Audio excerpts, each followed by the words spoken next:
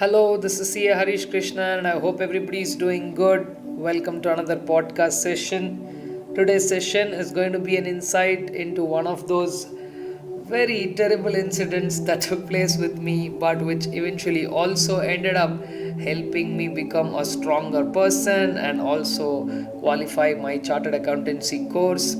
I will take you through all the details of that incident and how things changed for me. But before that, I would like to thank each and every one of you who have sent in your wishes to me on this day through different platforms. So, a big thank you.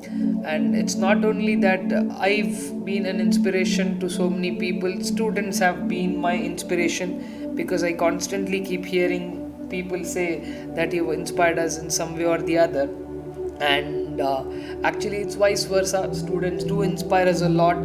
The energy is contagious all around, so all the time when we see highly energetic students, we also want to contribute so much with much more energy, and that's how we keep going. So this incident that I'm going to narrate is dating back to the year 2011, wherein I've already cleared my CA final first group and I'm all set to write my second group of four subjects for the November 2011 attempt. I was all set, well prepared, because this was my second attempt of CA final. Back then, this was the only time that I failed in any exam in my entire academic career. So I cleared my CPT with a rank, and then I cleared my IPCC both groups the first attempt, and also my CA final first group.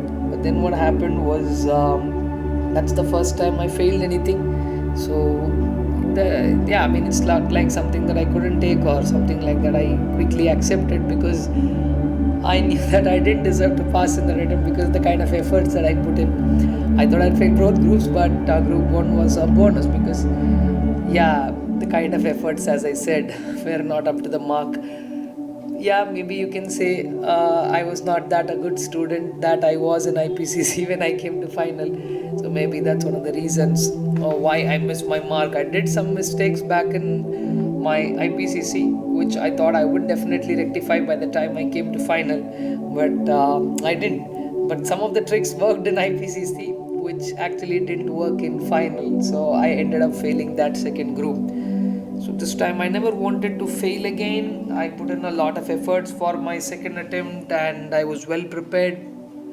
Back then I had issues with the subject called taxation, so I had prepared it very well, and that was the subject that I failed when I wrote my first attempt to CA final. So which is also not the only reason why I failed. I even missed the aggregate by roughly around 15 marks. So there were multiple reasons why things didn't work out in my first attempt, and I thoroughly figured them out, and I thought, this should not happen the next time, and I was completely determined. Since taxation was my weaker spot, the first time I've enrolled for a crash course. Before that, I've never gone to a class for taxation, and when I actually ended up there, I realized that it was good to fail the first attempt because there were so many things that I never knew that existed as part of the Income Tax Act. So one way you can take out that as a positive for not happening in the first time, and then I learned a lot of new things. By the time I was prepared for the tax exam, I was very determined to get good marks. Everything was ready and it was all set to go good. But that's when fantastic things happened, right? So the second group exams were about to start on 11th of November 2011, and on 6th of November, that is exactly 5 days before the final, I had a friend inviting me to come down to his place for a birthday party.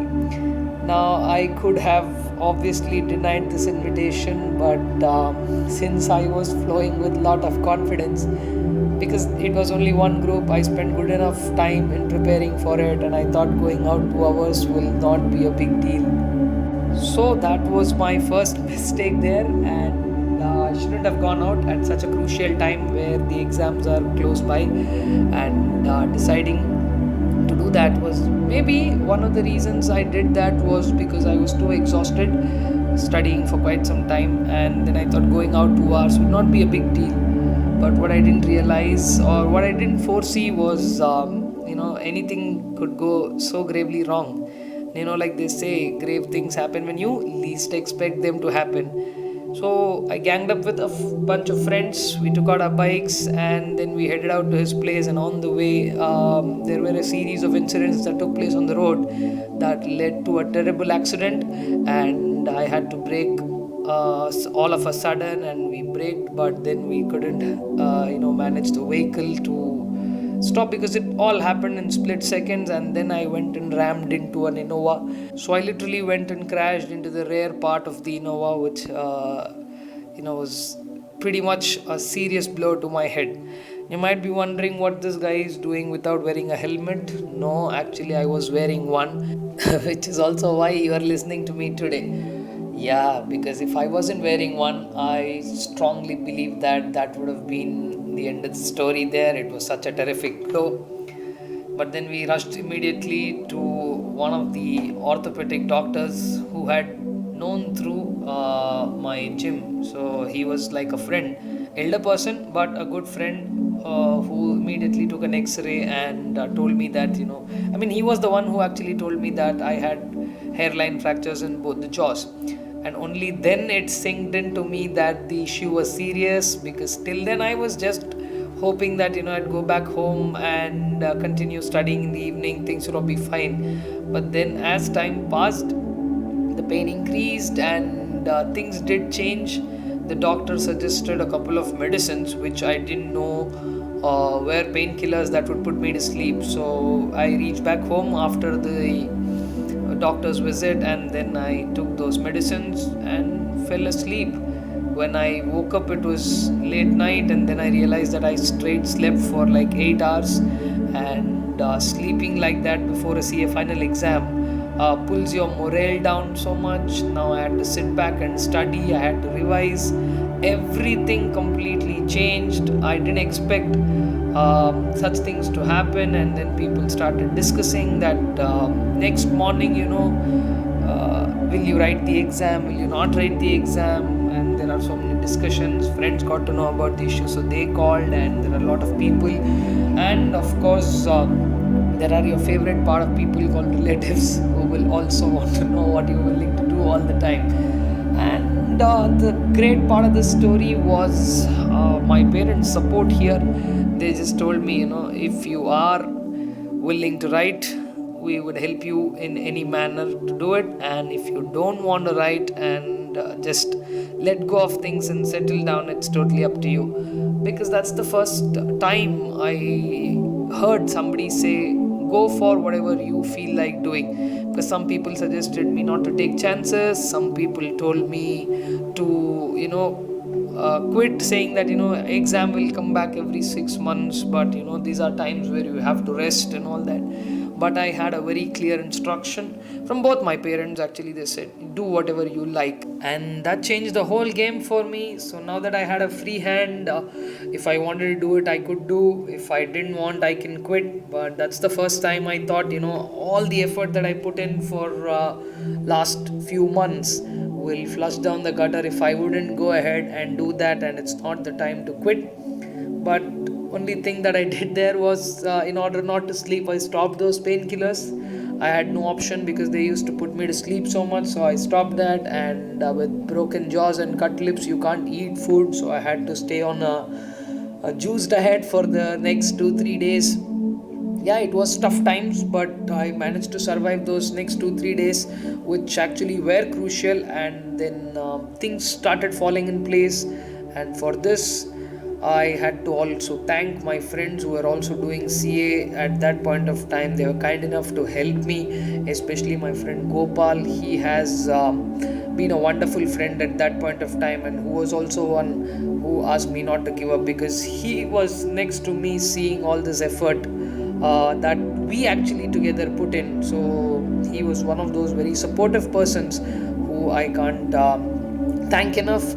And then things started falling in place, though I was not physically completely fit enough. But on the 11th, I made it to the first exam, which was costing, and I fairly managed to do well, because when I saw the paper, all I wanted to do was to survive for 3 hours in the exam hall and make sure that I write properly, and I was confident that I would be able to get my requisite 50 marks, because irrespective of what I thought in the past, now all I wanted to do was to get those 200 out of 400, get my aggregate, pass the exam, and just finish this attempt, become a chartered accountant. And eventually things did turn out well, more than what I expected it to be. I was able to write the exam through all 3 hours. I was able to sit there, and all I wanted was my 50 marks. So I put in my best. I wrote what all I could write, and I thought 50 from that paper would be an easy task to achieve. But what was coming ahead was a subject which was back then considered to be the most dreadful subject for a CA final. It is called as the Information Systems Control Audit, and the subject which many CA students failed, and which also stopped a lot of people from becoming chartered accountants. But it was my personal favorite back then, and which is also one of the reasons why I'm teaching information systems even today. So I was really geared up for that exam, and that day when I was actually going to the exam, things didn't really go well on that particular day, because my lips were still not eased out. There was blood still coming out from them at times, so I literally had blood in my mouth while writing that exam. But when I reached the exam hall and took the glance of that paper for the first time, I did know that including choice, everything was something that I knew very well in that paper. So all I was thinking was, I have to sit there for 3 hours, not get tired, and put in my 200% and write to the best of the extent possible, which is what I was actually trying to do. So it was continuing to pain, and things were not that great physically, but mentally I had only one point: this paper has to be my best paper. And while writing it, I really didn't feel that it will become my best paper and I will get good marks. All I wanted to do is to write every answer properly, take one question at a time, think about only that question, give my best for it, which is what I did there.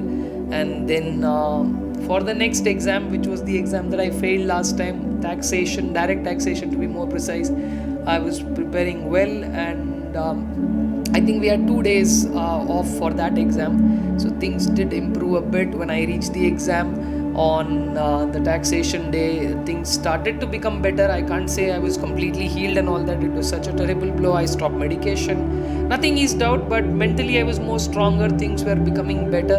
I would say that taxation paper went through very smoothly, and even the indirect taxation paper went through very smoothly. And then after the exams were done, I revisited the doctor again. Then they took out a digital x-ray, and they said there is nothing that we can do about this, because the only healing that has to happen is with time. So it took me almost a month or month and a half to get said things improved only after then. But it was a tough time. But the reason for me sharing this incident with you today is to tell you that things will pull you down only when you actually let them pull you down. Otherwise, you can have a hold on things, you can control them.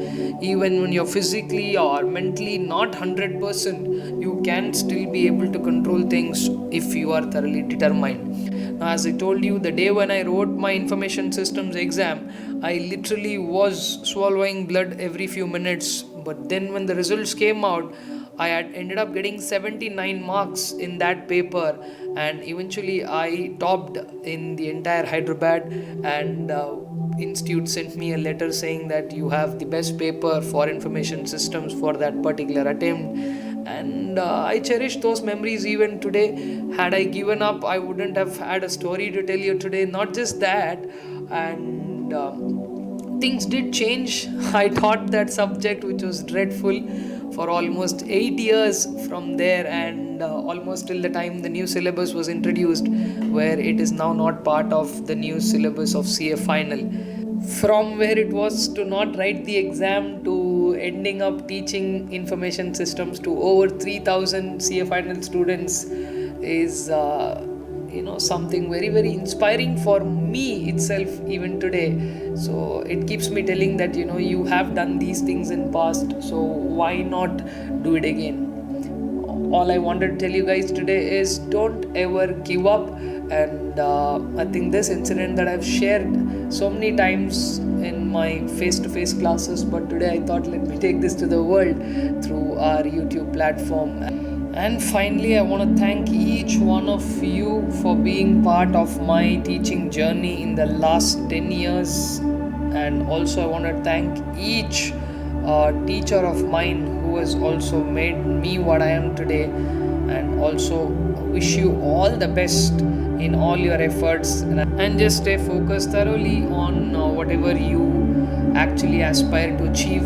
Be clear with your goals, make sure that there are no distractions, stay motivated from the inside, don't wait for time to change. You better put in your efforts to change the time around you, because as I said, it's all controllable only when you think you can control it. So that was great sharing this entire incident with you, because it took me down the memory lane, and now I am somewhat actually emotionally moved so much that there are so many things that cross my mind. So let me just sit back and relax. I hope this entire podcast has put in a perspective in your head and how to go about. Do let me know how you felt after listening to this, and I will see you in my next podcast very soon. Thank you, cheers, and thanks for all the wishes once again.